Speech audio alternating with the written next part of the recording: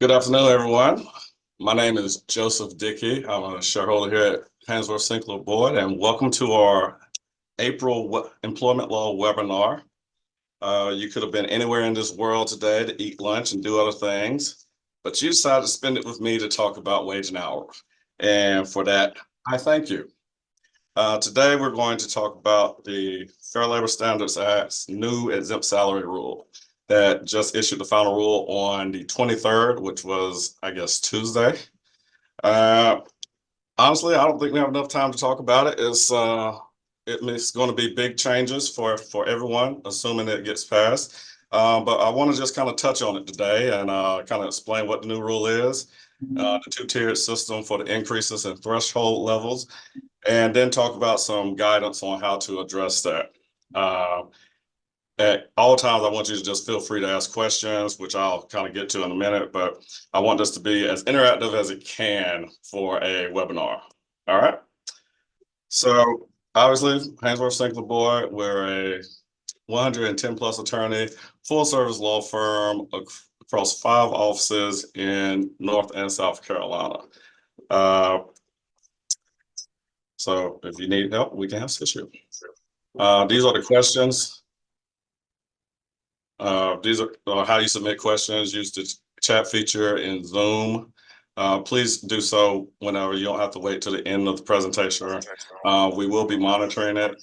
And so just submit your question. If we talk about it, we will just talk about it in the middle of the presentation. And Keely, I'm having a little echo. Yes, I just got that too.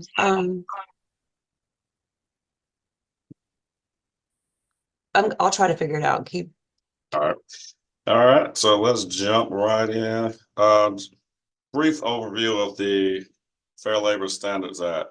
Passed in 1938, it was going to address overtime wages, overtime, and child labor.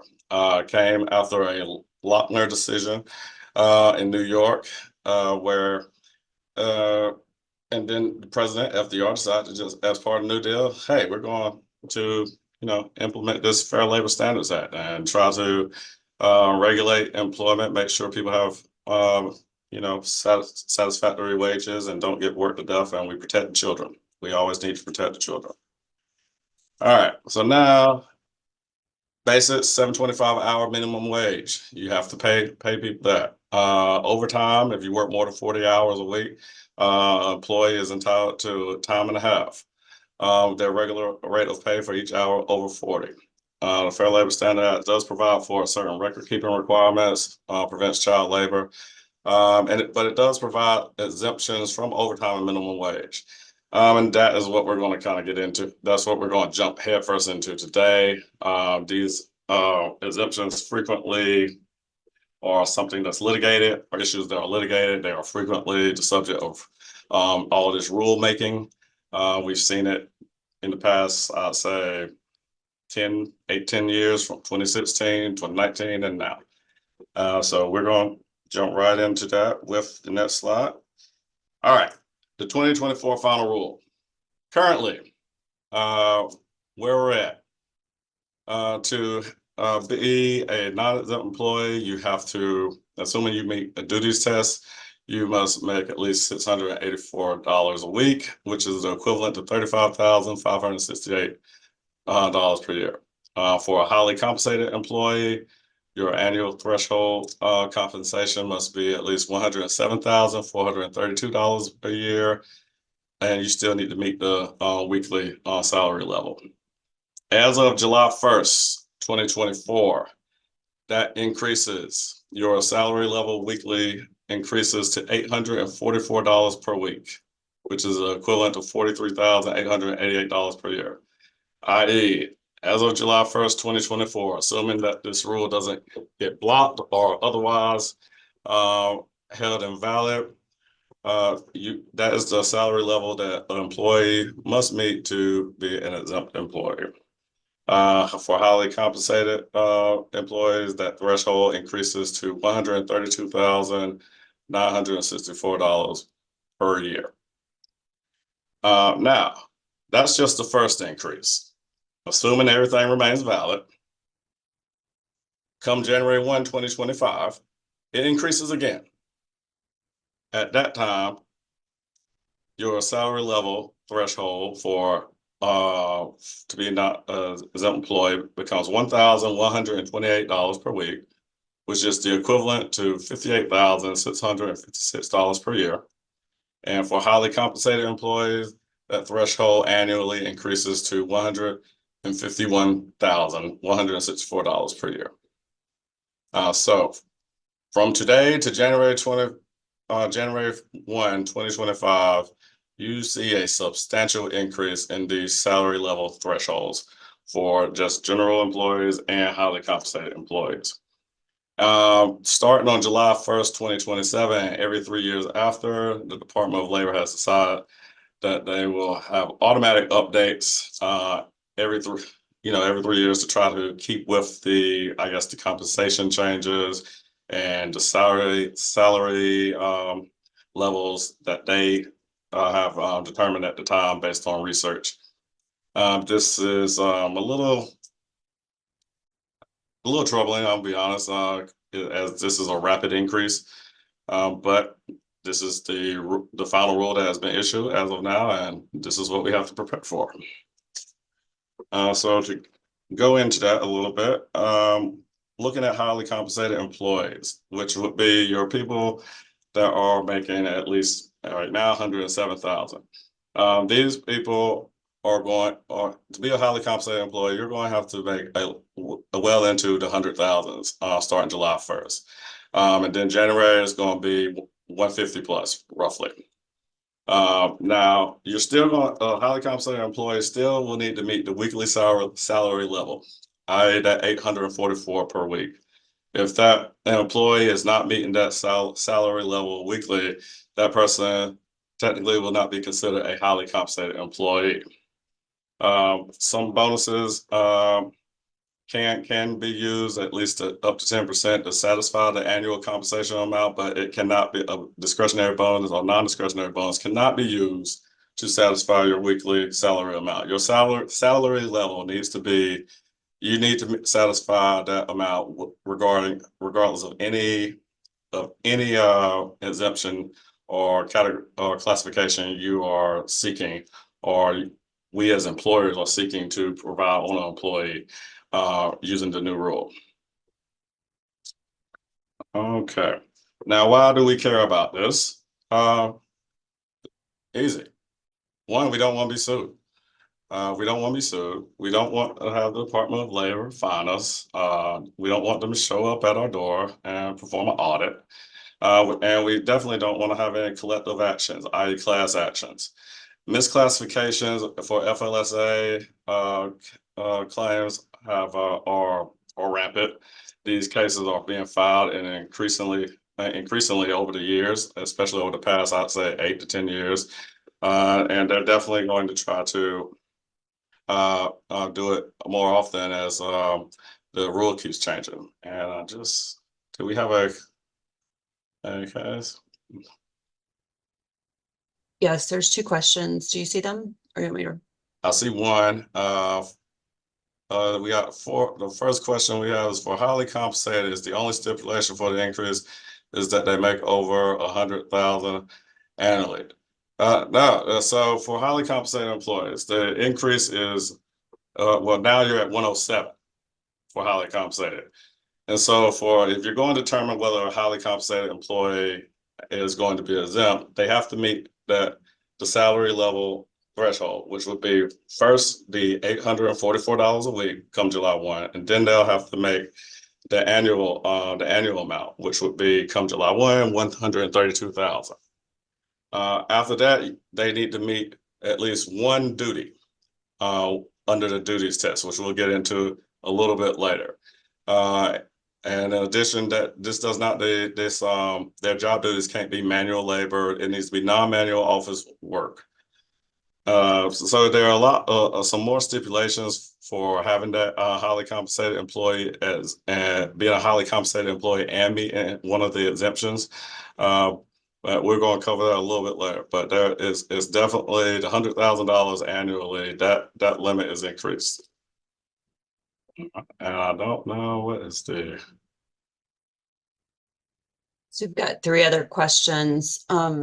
If you want to take a second, and I know Katie's on too to respond. well, First question that I think we want to answer, will this apply to employers with under 50 employees too?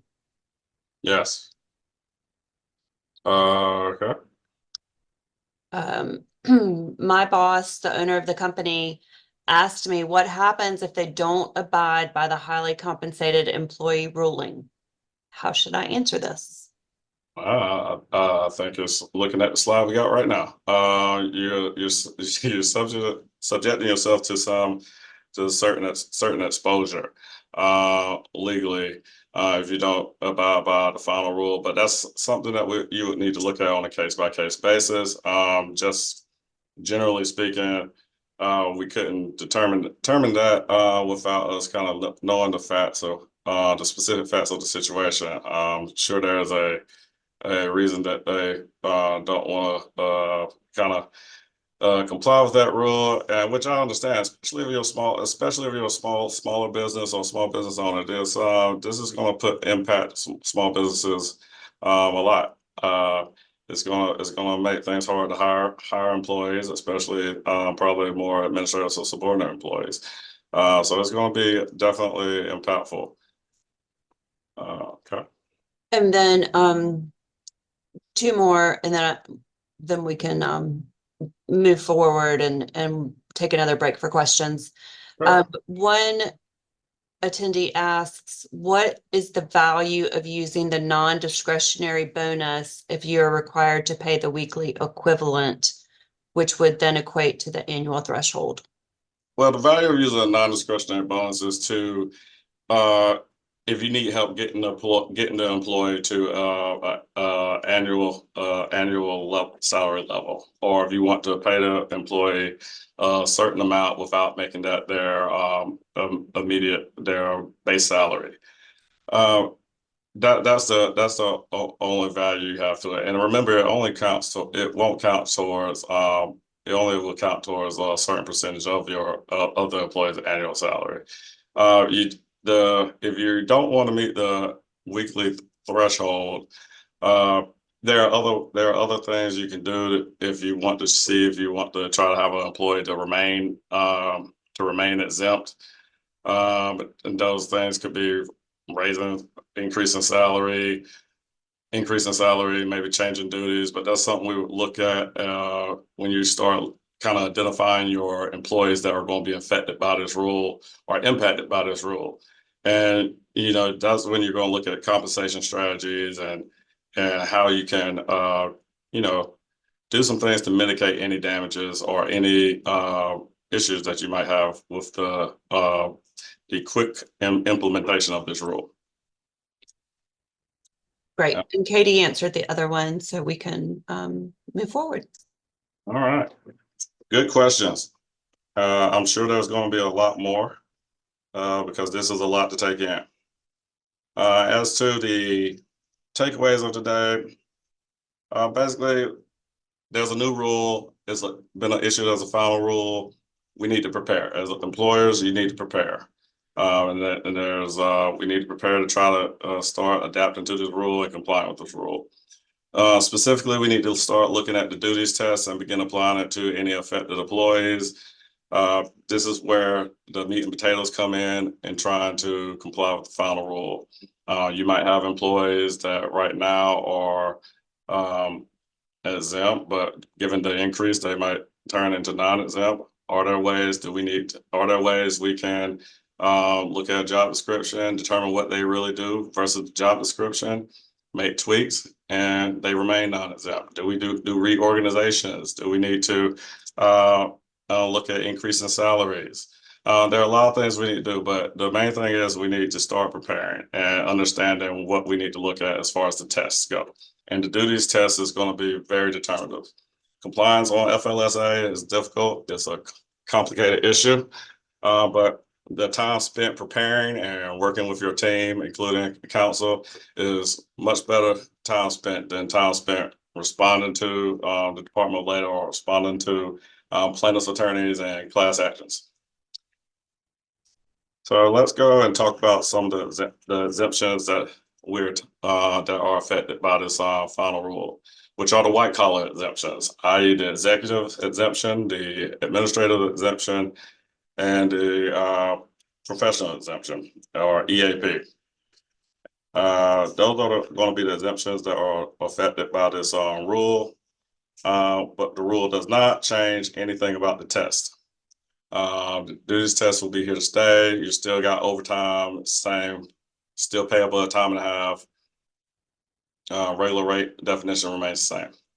So what we're going to start getting into is just the exemptions and really talking about those and how this new rule is going to affect who is exempt and under what exemptions, i.e. the white collar exemptions. All right. When you're looking at the white collar exemptions, you got 3 tests.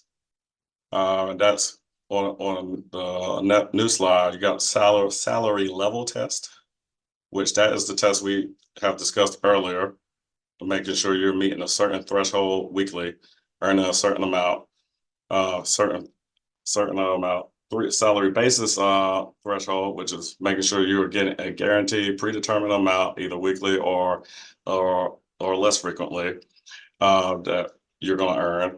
And then you have your job duties test, which basically is broken down. It's going to be a different test for each exemption: executive, administrative, and professional. When you have a highly compensated employee, those employees to be exempt still need to meet the salary level and salary basis test. But for a job duties test, it is less stringent. They will only have to meet at least 1 criteria under a duties test to qualify for exemption, assuming they are doing office or non-manual work.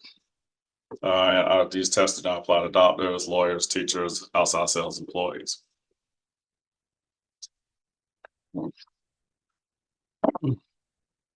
Salary level test is just created as a baseline, basically, to distinguish workers who are performing exempt duties from those doing non-exempt duty.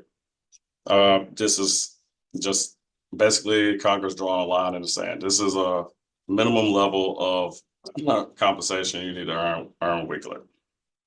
A salary basis test is you as an employee receiving, as I said earlier, a predetermined amount of compensation each pay period on a weekly or less frequent basis. This has been recently litigated in a pretty big case, at least last year, that the Supreme Court ruled on. I believe it was Helix Energy versus Hewitt, where a oil rig worker was a salary, at least by his employer, a salary exempt employee earning a daily rate of about $950 a day. So if he showed up for 1 day, even if he worked 2 hours for that day, he got paid the $950. Obviously, for the weekly FLSA threshold, he met that weekly earnings threshold. Annually, based on that daily rate, he would earn roughly $200,000, according to the case, if I'm remembering it correct. The Supreme Court, in a split decision, 6-3, ruled that he was entitled to overtime. The basis of the decision, or the turning point of that decision, was that the employee plaintiff at a daily rate was not guaranteed to have guaranteed money if he didn't work. So yes, he had a daily rate. That daily rate far exceeded the salary threshold at the time that the suit was brought, which I think at that time it might have been $455 or it would have been $684, one of those two. But if he didn't go to work for a day in a week, for any day or in a week, he would not get paid. And because of that, anytime he worked over 40 hours, they decided that he deserved overtime. Justice Kavanaugh and Justice Gorsuch had pretty stinging dissents that are probably going to be used here now that this final rule has been issued as a legal basis or basis of legal arguments to try to make this new final rule invalid or to block it. But we'll get into that a little bit later. Once I finish salary basis, we'll stop and do some questions. Lastly, Regarding being paid on a salary basis, again, this salary basis means your predetermined guaranteed amount of compensation each pay period cannot be reduced because of variation of quality or quantity. I.e., if you go to show up to work one week and you work, I guess, you're at work, but you're not doing as much work as you usually would do, you still get paid the same amount. You must get that. You must get your regular rate. You must get your guaranteed rate, regardless of your quality of work. If you're a bad employee, good employee, and regardless of the quantity, because that is your rate, and that qualifies you on the salary basis, so long as it's that level. Okay, so let's do some questions. I know Katie's answered some. I don't know if we have any more that have not been answered. If let's see. All right, I see it looks like they've been answered. If I'm right. Okay. So now we're going to go into an example. It's a simple example. We're going to ask for help with our employee. Our employee is Akeem. And our example is that Akeem, him, is paid $1,000 a week. And this is and we're just doing simple here, $52,000 annually, regardless of variations in his quality or quantity of work.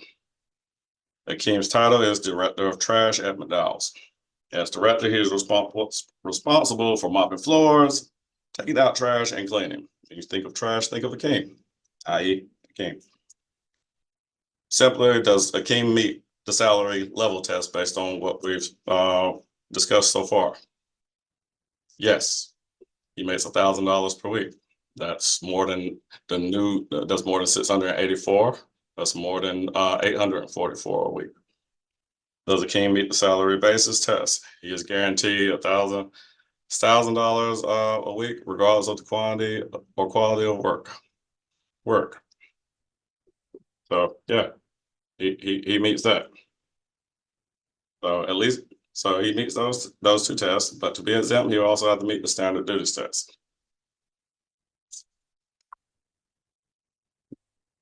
Now, using the same example before we get into the duties test, if we're looking at these facts on January 2nd, 2025, does Akeem meet the salary level or salary basis test? No. His weekly amount, $1,000 a week, is less than $1,128 a week.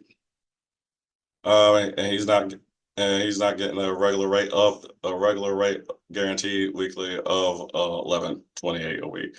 Could that be fixed? Yes. Could he have income that they raise his weekly rate? Yes.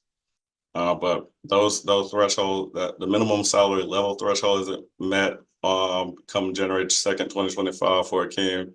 So at that point, he will be, as director of trash, receiving overtime as a non-exempt employee.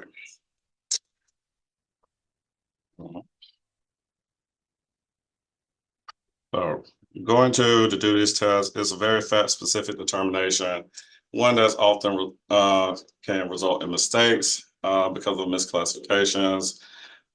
Your job title, I think, is important to know. Your job title does not matter. It's going to come down to duties. There are many cases, whether it's in the Fourth Circuit, which is our circuit, South Carolina, North Carolina, Virginia, West Virginia, Maryland, that have cases where there are store managers that are determined to be non-exempt because they don't meet any of the primary duties of an exempt worker, of an executive exemption or other exemption. And so it's going to be very important that as we look for compliance or at least adapting to this new rule, is that if we have workers that we say are managers or supervisors and things that we want to be exempt and remain exempt, we need to make sure their job duties and their job description matches up. So it's going to be important that if you have a job description that we've been saying we're going to update for a couple of years, now's the time. as we start identifying our workers and going through and seeing how do we adapt. So for executive exemptions, I'm going to try to hit it a little quick, kind of quick. Your primary duty must be to qualify for this exemption. Your primary duty must be management and supervision of the enterprise employees. You must be able to hire and fire, authority to hire and fire employees. You must customarily or regularly direct the work of 2 or more employees. Those are going to be your three main duties that either a court or you should look at when trying to determine whether an employee meets this exemption. There are other things listed on the PowerPoint for your just for you to look at, but like maintaining records, apprising of employee productivity. But the primary duties are managing the enterprise, supervising or directing 2 or more employees, and the authority to hire and fire.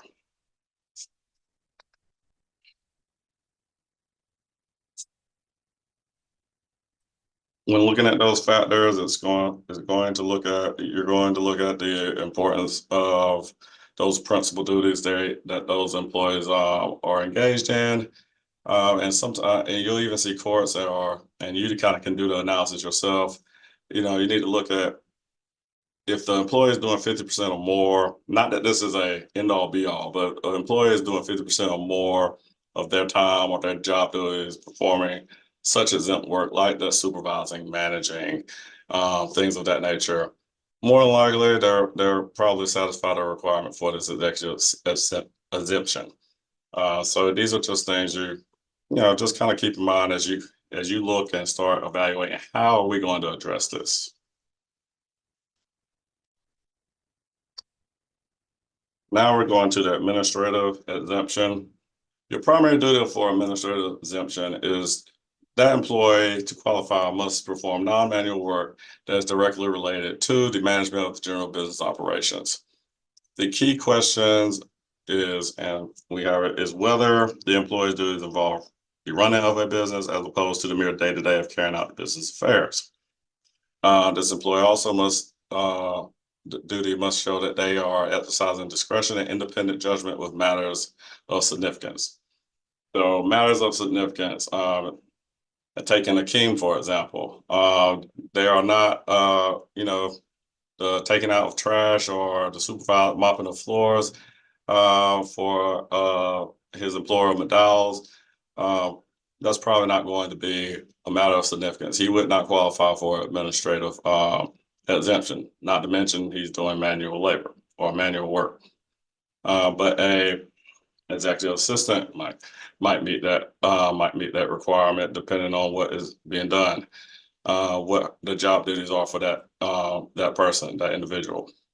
The employee who meets the or satisfies the administrative exemption may not be one that has to, I guess, ultimately make a full decision. They might make a recommendation, or their decision might be subject to review, and it could be changed. But so long as they have the ability to exercise their independent judgment and make a decision on a matter that is significant, they usually will qualify for that exemption. Some things looking at as we move on as to some factors that will help you determine whether this employee will satisfy administrative exemption is that their authority to implement a policy or to make a certain decision will affect the operating of the company or the operating practices or another policy of the company. They are carrying out significant assignments, major assignments. They are performing work that substantially affects business operations. Just things of that nature, very involved in business strategy, business objectives. Their input, their acts, their work directly supports goals of the business, material goals of the business. They are very much involved in material and substantial significant matters and operations that affect policies and practices of the company, whether that is a college, university, school district, governmental agency, bank, any of those things. These are some factors that can help you determine whether the employer would satisfy the administrative exemption. So kind of got another little example for Akeem, and we'll stop for some more questions as well. And this example could go a lot of ways. There's a lot of interpretation to it.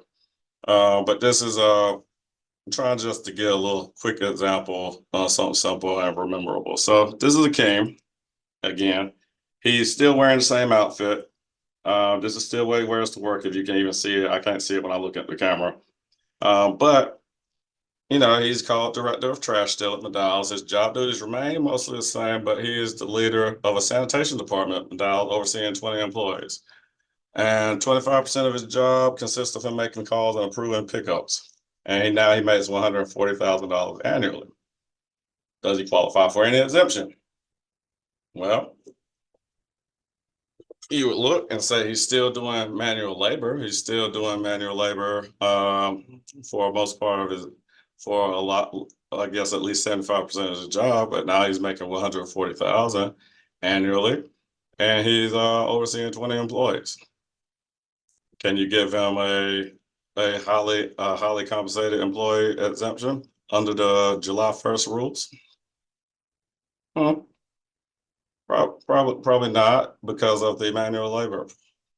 But if you switch his percentage, if he's now doing the phone and approving trash pickups and on the phone 50% or more, 50% or more of his job duties versus the picking up trash, then yes, you probably could say that he is a exempt. He qualifies for either executive exemption or a highly compensated employee exemption. Because if you remember, a highly compensated employee only has to meet one aspect of any exemption to get the exemption. And so I use that example as to be ambiguous and to show Akeem dressed in his outfit to say, remember, the job title doesn't matter, and how they're dressed at work doesn't matter. It's going to turn, as you're making these determinations and doing this analysis, it's going to turn on what the employee does. And that's something we're going to have to, as employers, to sit down and look at and review. Now, do we have any questions? Well, we can do the professional exemption, then we'll go. This is your last white collar exemption, or the P of EAP, learn professional exemption. Your primary duty must be performing work requiring advanced knowledge in the field of science or learning, usually obtained through a degree, or that requires invention, imagination, originality, or talent in a recognized field of artistic or creative endeavor. Now, that is straight from Reg. Customarily acquired by a prolonged course of specialized intellectual instruction. You'll see lawyers, doctors, teachers, musicians, others in this exemption. As you look for advanced knowledge, it cannot be attained at a high school level. Your advanced knowledge has to be used to analyze, interpret, or make deductions from facts. Basically, you have to have received special training for the job that you're doing.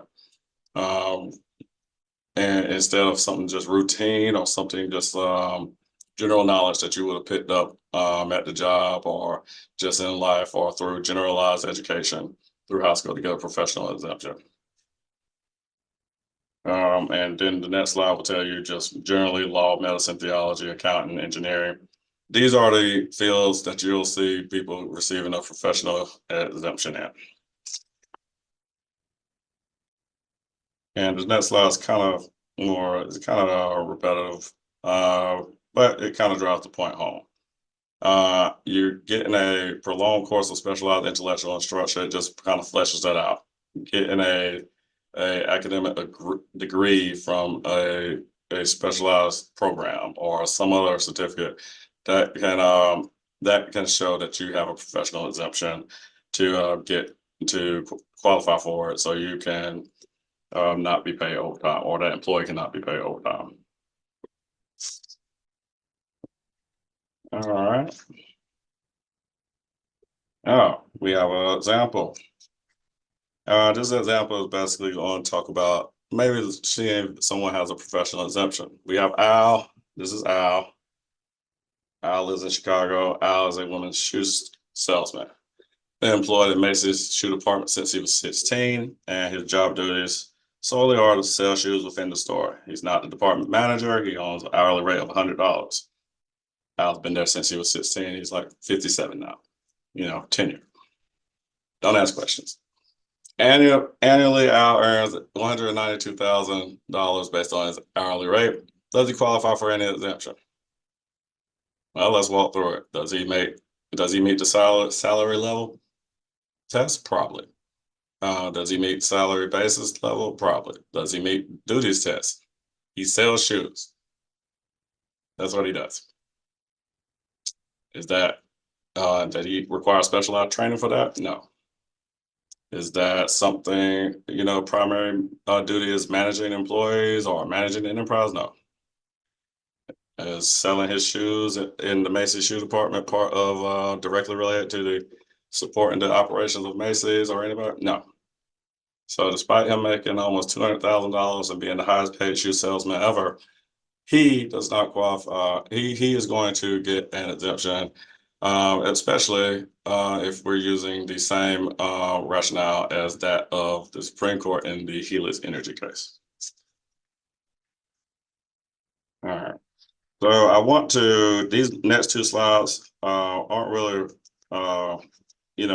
connected to the new final rule, but I wanted to put it in there just to remind you that these are additional exemptions, but they aren't really affected by the rule because the rule is applied to the white collar exemptions. So I want to spend the remaining time we have is kind of just interacting with the questions to the extent we could try to answer your questions as much as possible, but also talking about, all right, if this doesn't happen, if this happens, it isn't blocked, what do we do now? And at least in my opinion, your baseline rule, your first step is just to kind of look at your handbook and policies to ensure they're appropriately updated. That's as simple as, making sure your FLSA Department of Labor poster is accurate.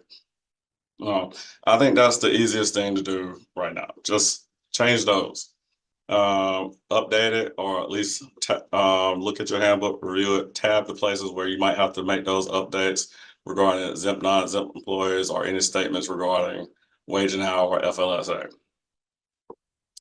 The second and third bullet points are really where you're going to put in the work, and that is to identify your employees, exempt and non-exempt, that are going to be affected by the new rules, and what impact does it have?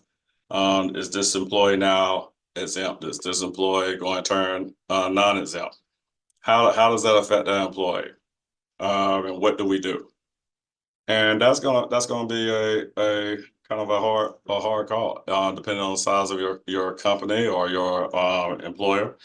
And I suggest you work with your team to do it. Obviously, if you're working with me, I will come down there with you. I will come wherever you are and sit down with you and work with you on that. Sometimes you need to talk it out, and you can talk on the phone about, yeah, we have this maintenance supervisor that makes $100,000 or makes $95,000. He performs these kind of duties. We have him salary at some. Well, that may be true, but in reality, while he does those things, he also is doing a lot of manual work, and he might be wearing he wears short sleeve shirts, and he's doing a lot of lifting. His job description says he needs to be able to lift at least 50 pounds, a lot of walking. And so me being with you wherever you're at, helping you go through this, or whoever's with you, your counsel or your consultants, whoever, your HR team, and seeing that in live action helps in knowing what kind of actions you need to take regarding certain employees, because it's not just what you see on paper. You need to make sure you or whoever your team is intricately involved and really down in the depths with you to work these issues out. Once you've done that, if you can do it in a reasonable way, you need to perform a disparate impact analysis with respect to anybody that you are either moving up, moving down, their classification has changed, because this isn't a task that you can do to comply with this rule, try to get compliance with the rule just willy-nilly. Oh, well, we have this person, they're making, let's say, $750 a week. By July 1, they need to be at 844. Well, we'll just bump them up a hundred or so dollars. Well, if you're just doing it that way and looking at things in that manner, you could, after you do all of it, determine that, well, this really had a bad impact on women in our company. That's problematic because that exposes you to discrimination claims, whether that's under Title VII, under Section 1981, or other. And so, performing a disparate impact analysis would be good to do once you've identified the affected employees, or doing it as you go along if possible. You also, as I said earlier, looking at your job descriptions as necessary. Updating these job descriptions is going to be crucial. If you're going to make a change with classifications on certain employees, there needs to be, you need to make sure that that the change in classification still aligns with the job description, and the job description aligns with the classification. I think I said that right. Now, these are all things I think you kind of probably thought of, and clearly if you Google final rule, you're going to see every law firm from, Haynsworth to Matlock, Pearson Spector, whatever the case may be. And everybody has something out about what can you do, what you need to do, the final rules here, blah, blah, blah. What I think is not talked about enough, and what I want to make sure that the audience knows, that this is a final rule. If it stands, that's going to impact your business, your operations. It's going to affect you in all ways. So determining if you have any opportunities present is a good way to look at it.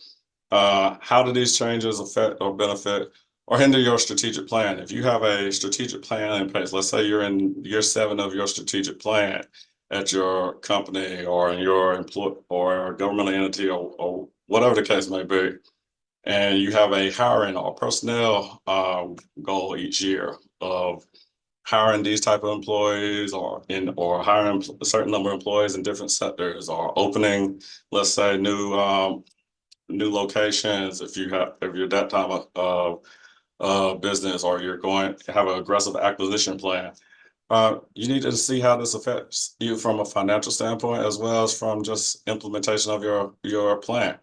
Because those employees that you were looking at hiring or in your growth strategy might now be non-exempt employees. And do you still want to move forward with your plan in the same way? I'm not saying trash your plan, but this will be a good time to kind of look and see how this is going to impact your plan. If you've had personnel changes that have been looming or have been kind of in your mind, and you've been evaluating things, whether that's on the side of doing a RIF or a reorganization, or if that's promotions, demotions, or otherwise, this might be a time to look at those things and start evaluating and seeing where you can go with them. Other matters, whether it's leadership changes that might have just happened, if you've or if you've had transactions, or if you got litigation that might be on the horizon, all of this may be impacted. And so it's good to kind of just look at it as a whole, in a whole view, a totality of circumstances, so to speak, to see what opportunities do we have to make ourselves or our entity or our employees better in doing this, trying to mitigate any of negative effects from this final rule, and also just trying to get in compliance with the rule. And once you've done that and tried to determine that, you need to set a time frame to implement any changes. In South Carolina, you have certain time frames under state law to, provide notices for changes in pay. And then you might, let's say you're moving employees up or changing job descriptions a little bit or reclassifying, so you have some different sets of responsibilities for certain employees, you might need to provide training, but have a time frame in place so that you can kind of, as smoothly as possible, implement your changes, implement your strategy, your compliance plan, and move forward with it. Lastly, and I think this is a question that I saw pop up, at least about posters. No, don't know when the poster will be updated. And probably because you're staying abreast on lawsuits that might challenge the new rule. In 2016, under the Obama administration, a new rule was proposed. I think the weekly salary level was 913 a week back in 2016. That was shot down by a federal court in Texas. Uh, and there was a lot of reasons for that, but that could happen here. Can't say that we can guarantee that. Litigation's fickle as always. But there truly are plans for many groups, Chamber of Commerce and other groups, to challenge this final rule. But right now, this is the final rule and implementation date is set. But you need to, stay vigilant and make sure that you know what's going on with the litigation. And so if something does happen where the rule is blocked and it's deemed invalid, then you adjust accordingly. Going forward, we got just some reminders about record keeping requirements and things that you should keep for FLSA. Doesn't apply to the rule, just reminders, as it will help you as you go forward and looking at your employees. Then we get to roadblocks, which I kind of just talked about about roadblocks to implementation. There's a strong opposition to the rule in the Senate. Just like I said in 2016, the rule is much higher than the rule that was proposed in 2016. Even though they tried to split it in two tiers, I don't think that made it better. Just think it made it more convoluted and confusing and difficult for employers to try to address it. So I think the last three slides, at least the next two, are about the 2016 rule and why it was invalidated. Basically, rationale for the new rule was, the rationale for the new rule in 2016 was that overtime status dependent on salary level and not duties. The court said the text doesn't mention salary level, and the duties test is the real meat and potatoes of determining the exemption, i.e., they just invalidated it. That could happen here with this rule. It's going to be interesting to see, but we'll just have to stay tuned. So at the end of this, I know that I've talked a lot. I've tried in tandem with Katie, try to answer questions, but now we'll try to address any questions that Katie hasn't addressed and kind of talk about. Are there any questions that Katie hasn't addressed? Don't know. Think on the Q&A. I see a deferred compensation Mhm. question. What are amounts with? So the deferred compensation is a very complicated question. And it's gonna be very plan dependent. Deferred compensation keyword can be considered towards a salary amount, but it's going to depend on the plan. And if it does, it wouldn't go towards the weekly amount. It might go towards the annual basis. But it's going to be a hard line to kind of determine without looking at the plan. If it goes on the company books and then it goes towards the employers, not employers, but the employees' total compensation, possibly subject to the plan documents and tax laws. But I think looking at the plan and in conjunction with our IRS regulations or Internal Revenue Code will be helpful in making that decision. I think we had another question concerning closely held companies. So for the purpose of, if you have, and I think the question was just so everybody knows, if you have an employee that is working for two closely held companies and getting paid by both companies can that amount be calculated for the overtime to determine the overtime, I guess, calculation? And the answer is yes, there's case precedent for that. And it would just be from a joint employer standpoint in the Fourth Circuit, looking at the test outlined in the Salinas case. I forgot Salinas, the other name on that case, but Salinas case, and you walk through a test. Let me just get it for you.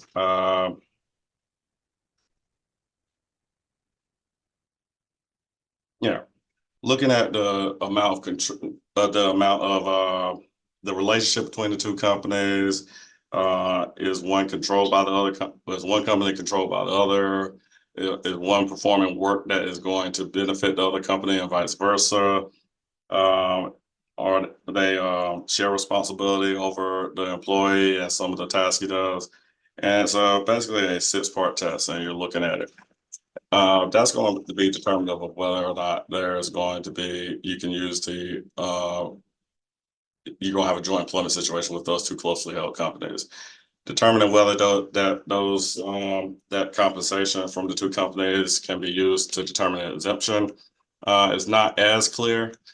It's not as clear, but I think it would be, if it don't meet the joint employment test on it, you're probably not going to be able to, use that total compensation for to determine an exemption. I think another how does ownership percentage impact this new requirement? I think it's going to be similar to what it is already. 20% ownership of a company, material ownership of a company, you're still going to be considered.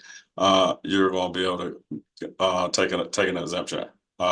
Based, this doesn't impact the 20% rule. I believe it's 20% rule on ownership, real ownership of the company.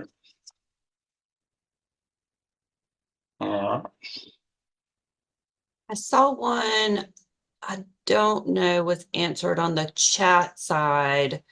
About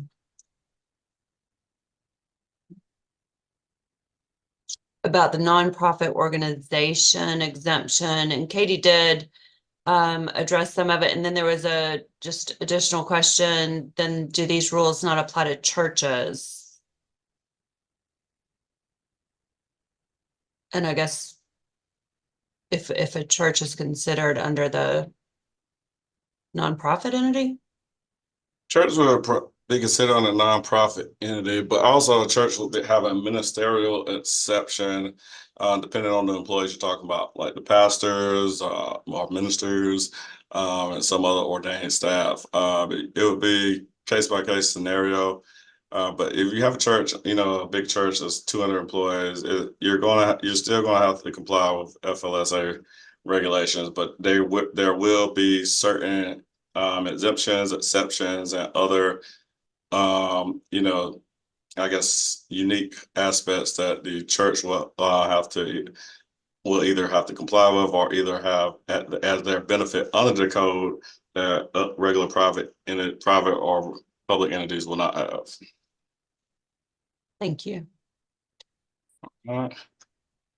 And one question, does driving a vehicle to pick up passengers considered manual work? We might need more info on that. I think I know who that question came from. I will be happy to address that one offline, but I would think that is not office work, so I would consider that manual work. Great. And then there's also one, Joseph, about expatriates currently working in our company. Do you see that chat? It's a lengthy question. We might have to respond to Casey offline. Yeah, and Casey, if this is okay, I will get with you today on this question, if that's all right with you. I'll be happy to get with you today. I can shoot you an email or give you a call. So I think that looks like all of the questions. And we will share Joseph's information and the recording and the slides. So if you have additional questions, you are welcome to reach out. Yes, please do. This is hard. This is hard. It's like this. I'm not trying to. You don't need to feel shy about it. It's hard. Please reach out. If there's anything I can do or firm can do to help you with trying to get your head around this rule and get your head around this rule and how it applies to your team, your company. Please let us know. Happy to help. It is hard. We will stand with you along the way. Want to say hey to my wife. Hey. Uh, but thank y'all for deciding to spend your lunch hour with me. Again, you could have done a lot of other things and you decided to have a riveting hour of wage and hour law with me. Thank you so much. Humbled by y'all's attendance and asking these great questions. Hope to see you again soon. We have other webinars coming up on May 23rd to talk about a journey of grief with a special speaker, Dennis Gillen. And then on June 27th, Katie Busby and I will do a mid-year employment update. I'm sure we'll have even more exciting things to share with you then. So thank you again. Thank you very much for coming. Hope to speak with you and see y'all soon. Thanks for joining this webinar presented by Haynsworth Sinkler Boyd. To learn more about the firm and its services, visit hsblawfirm.com.